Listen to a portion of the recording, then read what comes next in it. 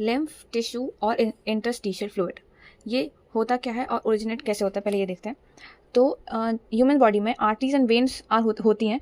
Arteries for oxygenated blood and veins which take the deoxygenated blood. But arteries and veins directly हमारे body tissues को oxygen, CO2, minerals वगैरह provide नहीं करा सकती। इसके लिए एक स्पेशल मैकेनिज्म होता है जिसको हम लिम्फेटिक सिस्टम बोलते हैं। तो लिम्फेटिक सिस्टम में जिस फ्लूइड का प्रेजेंस होता है that is called as lymph tissue fluid या फिर इंटरस्टिशियल फ्लूइड। तो ये बनता कैसे है? पहले तो आर्टरी डिवाइड करती है बहुत छोटे छोटे मतलब एंडोथीलियल अपनी वेसल्स बना के, जिसको बोलते हैं कैपिलरीज। कैपिलरीज जैसे कि बहुत माइन्यूट होती हैं, तो वो फैसिलिटेट करती हैं transport of minerals and gases to the tissues. तो टिश्यूज़ जो होते, एक टिश्यू जो होता है, टिश्यू का पीस अगर हम इमेजिन करें तो उसमें सेल्स होते हैं और उन सेल्स के बीच में कुछ स्पेसेस होती हैं and that space is called as interstitial space. तो कैपिलरीज से जब बहुत तेज़ी से ब्लड पास हो रहा होता है तो कुछ माइन्यूट प्रोटीन्स और कुछ वाटर के मॉलिक्यूल्स वगैरह वो लीक आउट हो जाते हैं from the capillary to into this interstitial spaces. तो जब फ्लूइड लीक होता है from the capillary to interstitial spaces, उसी फ्लूइड को हम बोलते हैं टिश्यू फ्लूइड, इंटरस्टिशियल फ्लूइड या तो लिम्फ। अब यही फ्लूइड जहाँ पे इकट्ठा हुआ, अब ऐसा तो नहीं है कि ये फ्लूइड यहाँ पे इकट्ठा होता ही रहेगा, तो हमें इसको बाहर निकालने के लिए कोई मैकेनिज्म चाहिए ताकि ये जो फ्लूइड यहाँ पे इकट्ठा हुआ है, जिसमें इंपॉर्टेंट चीज़ें भी हैं, सभी नहीं कि फ्लूइड एकदम काम का नहीं है क्योंकि इसमें RBC वगैरह नहीं है। This is actually a colourless fluid जिसका मिनरल डिस्ट्रीब्यूशन सेम होता है एज प्लाज्मा। प्लाज्मा में जो मिनरल्स होते हैं Na+, Ca2+, Cl- वगैरह, वो सब मिनरल डिस्ट्रीब्यूशन सेम होता है प्लाज्मा में, और इनके पास काफ़ी न्यूट्रिएंट प्रोटीन्स भी होते हैं।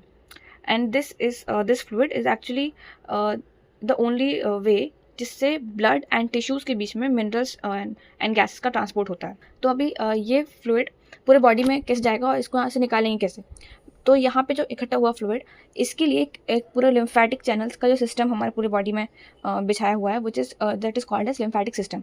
तो इसमें से कुछ आर्टरीज नहीं, कुछ लिम्फेटिक चैनल्स जाती हैं जो इस फ्लूइड को यहाँ से लेके ड्रेन आउट करके यहाँ से and transported back to the major veins of the body. तो ये हुआ लिम्फेटिक सिस्टम।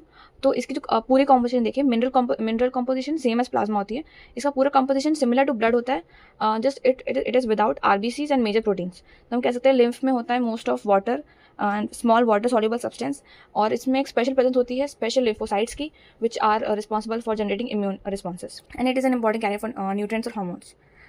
जैसे जो लिम्फेटिक सिस्टम है उसमें lymph channels, lymph nodes and lymph organs वगैरह प्रेजेंट होते हैं। तो जो सेकेंडरी कुछ लिम्फॉइड ऑर्गन्स होते हैं वो इसमें होते हैं। तो fats are absorbed through lymph via lacteals present in intestinal villi. तो हमारे बॉडी में जो फैट का अब्जॉर्प्शन है वो भी इन्हीं के द्वारा होता है, लिम्फ के द्वारा। तो फैट्स कैसे होते हैं? जो इंटेस्टाइन्स में हमारी जो विलाई होती है which is responsible for this absorption. तो इंटेस्टाइनल विलाई में कुछ लैक्टियल्स करके प्रेजेंट होता है विच इज स्ट्रक्चर लैक्टियल्स। उस लैक्टियल्स के वाया फैट्स हमारे बॉडी में स्टोर होते हैं, एब्जॉर्ब होते हैं थ्रू लिम्फ।